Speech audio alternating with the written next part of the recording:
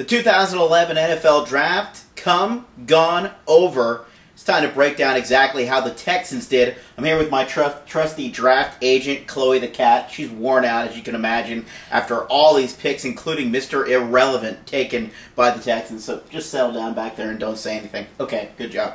Let's talk about the Texans. J.J. Watt, 11th pick in the draft. Maybe not the name that you all were thinking about because you heard the name Aldon Smith mentioned so often. You heard about Patrick Peterson and Von Miller and potential trade-ups. But let's talk about who you did get. J.J. Watt, 6'5", 290 pounds, a huge defensive end, a guy that's going to be able to take on those double teams in a 3-4 defense. Got the biggest arms and the biggest fists in this draft. He's just not a household name for a lot of you because you probably didn't watch Wisconsin football and you're probably thinking, oh, he's just a big, oafy white guy. Just not the case. Exceptional against the run. You're going to love this guy, and he actually makes sense on a couple of levels. While you might have thought, well, the Texans are set at defensive end, keep in mind Mario Williams going into the last year of a contract.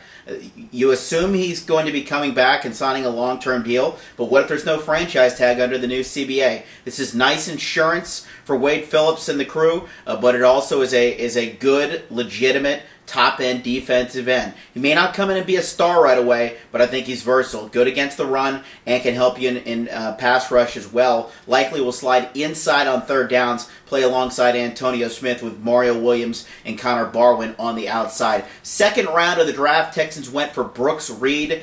He's a defensive end from Arizona who will convert to outside linebacker. Wasn't quite as crazy about this pick as the first rounder. A lot of people are throwing around the name Clay Matthews Jr. because the guy's got a lot of long flowing hair, but he does not have the pass rushing acumen quite to the level of Matthews Jr., especially from a variety standpoint. I mean, he can do a flat-out speed rush, has a pretty good first and second step, but I don't believe he has quite the versatility. Spin move, swim move, still leaves a little bit to be desired, and probably is going to have some difficulty against some of the bigger left tackles. He has a tendency to stick to the blockers a little bit, going to have to take a little bit of a wide-angled rush.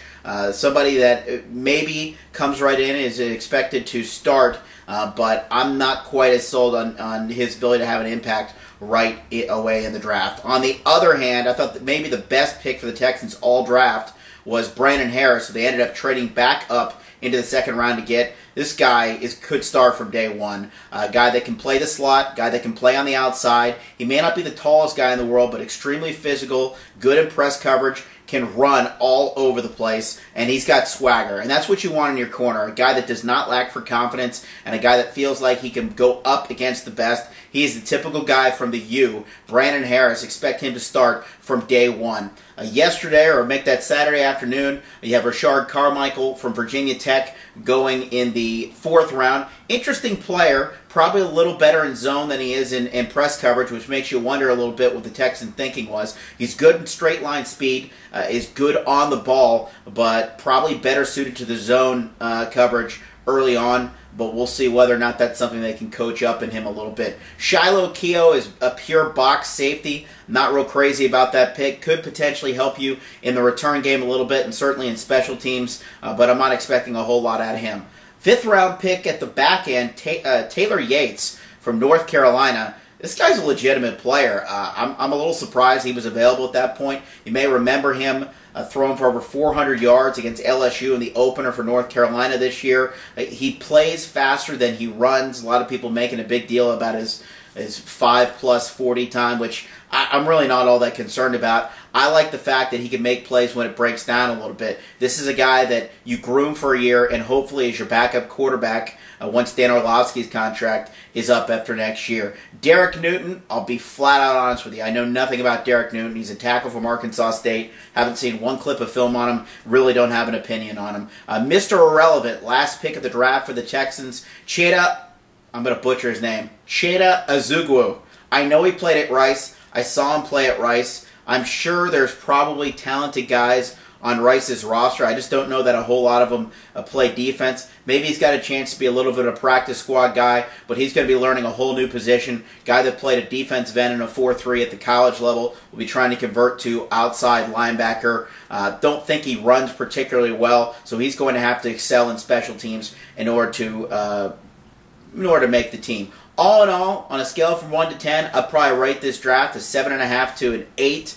Favorite pick, probably Brandon Harris, the cornerback from Miami.